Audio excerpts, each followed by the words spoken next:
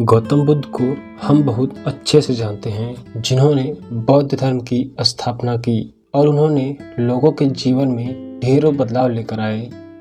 यह कहानी भी उनके बचपन की है, जब वे छोटे थे और उन्हें गौतम बुद्ध के नाम से नहीं बल्कि सिद्धार्थ के नाम से जाना जाता था। उनके एक चचेरे भाई भी थे, जिनका नाम देवदत्त था।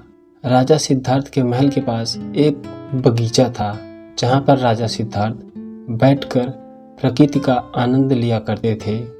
एक दिन जब वे अपने बगीचे में बैठे हुए थे, तभी एक घायल हंस उनके पैरों के पास आकर गिरा।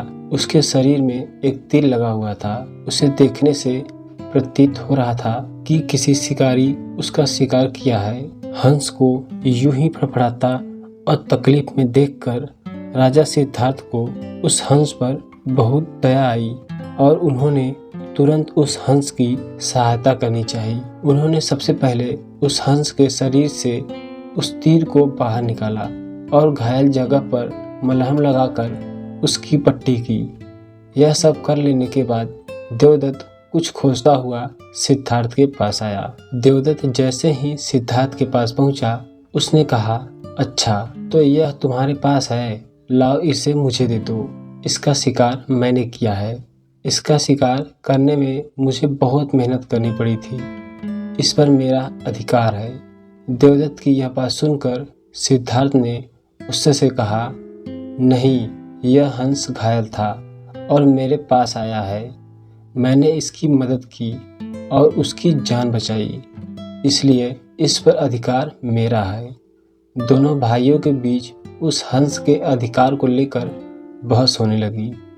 अब वे जानना चाहते थे कि उस हंस पर किसका अधिकार ज़्यादा है। ऐसे में उन दोनों ने निर्णय लिया कि दोनों राजा के पास जाएंगे। सिद्धार्थ के पिताजी कपिलवस्तु के राजा थे। वे दोनों राजा के पास गए।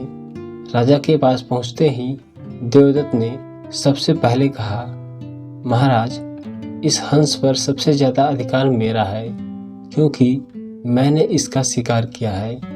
इस वजह से आप सिद्धार्थ से कहिए कि यह हंस मुझे दे दे। जैसे ही देवदत्त की बात पूरी हुई, तब राजा ने दोनों को शांत किया और फिर उससे पूछा कि पूरी बात क्या है। ऐसे में सिद्धार्थ ने राजा को पूरी बात बताई और उनसे बोला, पिताजी, बात यह है कि इस हंस का शिकार देवदत्त ने किया था, लेकिन यह हंस घायल होकर मेरे कदमों के पास आ गिरा। इसे घायल देखकर मैंने इसका इलाज किया और इसे ठीक किया। अब आप ही बताइए कि इस हंस पर सबसे ज़्यादा अधिकार मेरा है। अब आप ही बताइए, इस हंस पर सबसे ज़्यादा अधिकार किसका है।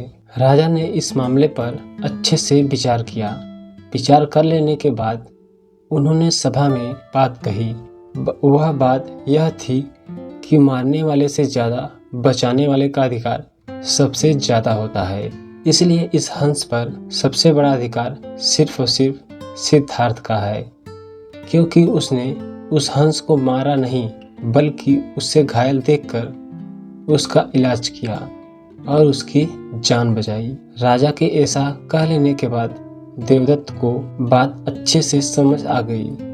वह भी जान चुका था कि मारने वाले से ज़्यादा बचाने वाले का अधिकार सबसे ज़्यादा होता है। इस कहानी से हमें यह समझ आता है कि मारने वाले से ज़्यादा बचाने वाला बड़ा होता है और उसका अधिकार भी मारने वाले से ज़्यादा होता है। इसलिए हमें भी दूसरों की मदद करनी चाहिए और परेशान लोगों की सहायता करनी चाहिए। ऐसा करने से हम अपने आसपास के समाज को अच्छा और बेहतर बनाते हैं। एक अच्छा समाज ही एक अच्छे देश की पहचान होती है। इसलिए आप भी आज से प्रण लीजिए कि आप भी दूसरों की सहायता जरूर करेंगे।